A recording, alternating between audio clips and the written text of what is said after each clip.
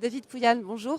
Bonjour. Donc vous êtes président de Réseau Entreprendre. Le Je Réseau confirme. Entreprendre, qu'est-ce que Réseau c'est? Entreprendre. Peut-être votre activité en quelques chiffres et à qui vous vous adressez.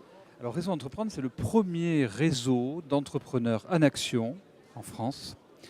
Un réseau composé de 5000 chefs d'entreprise qui, chacun dans leur territoire, des chefs d'entreprise en général confirmés, reconnus dans leur territoire, et qui un jour se sont levés ensemble et ont dit il faut qu'on fasse quelque chose pour les entrepreneurs novices.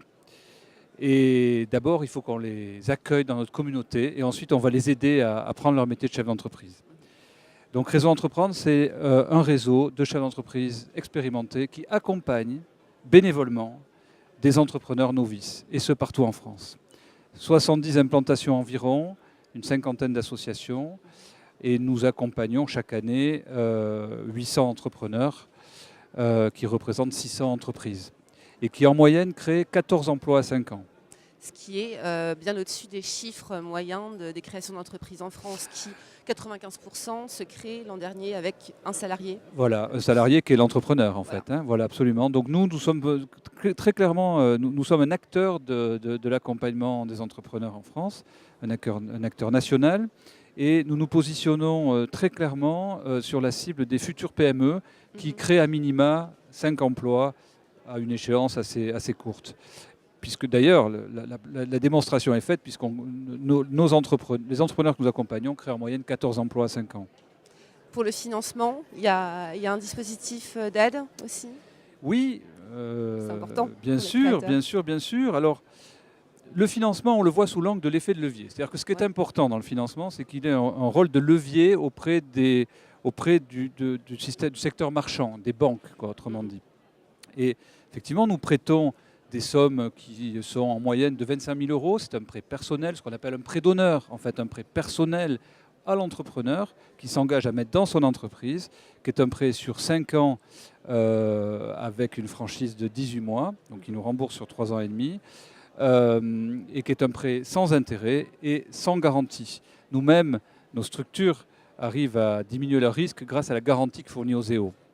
Alors oui, c'est quelque chose d'important, parce que l'effet de levier par le secteur marchand, par les banques, est de 7 à 9 selon les années. C'est-à-dire que pour 10 000 euros que nous prêtons, les banques prêtent 70 à 90 000 euros. Vous voyez, c'est quand même significatif. Encore par rapport aux moyennes.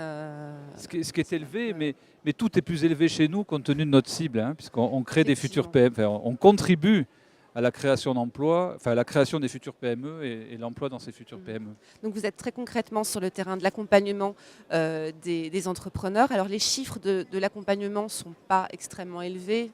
39% a priori des chefs d'entreprise se font accompagner. On voit qu'il y a différents dispositifs qui existent, chacun avec ses spécificités. Il y a eu la charte du mentorat entrepreneurial qui a été signée il y a peu. La charte du mentorat entrepreneurial. Et donc il y a différentes choses qui existent. Comment vous vous situez, vous, sur cette chaîne-là? Par rapport à la charte, on est très heureux de savoir que le gouvernement, l'État, à travers le gouvernement, reconnaît de plus en plus l'accompagnement comme étant un vecteur de succès de nos jeunes entreprises. Ça, c'est un premier point et c'est un premier très bon point. Le mentorat, c'est sans doute la forme la plus évoluée d'accompagnement. Mais il y a plusieurs types d'accompagnement. On a parlé de l'accompagnement financier, c'est-à-dire le fait de faire un prêt d'honneur qui joue un rôle d'effet de levier auprès des banques. Il y a aussi un accompagnement de nature administrative. Les 95% d'auto-entreprises ou d'entreprises employeurs, celles qui ne créent pas de salariés, elles sont très demandeuses d'assistance aux formalités administratives, par exemple. Donc vous voyez, il y a plusieurs types d'accompagnement. Le mentorat en est une.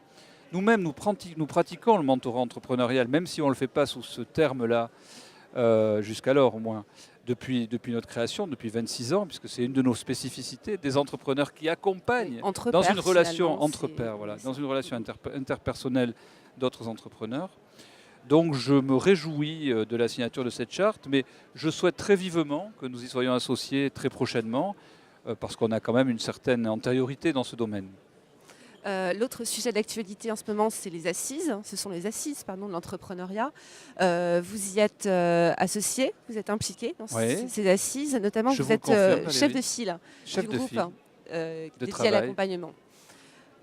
Qu'est-ce que vous attendez de ces assises? Qu'est-ce qui peut en sortir? Est-ce que c'est une bonne méthode de travail déjà, selon vous, associant des entrepreneurs, des institutions?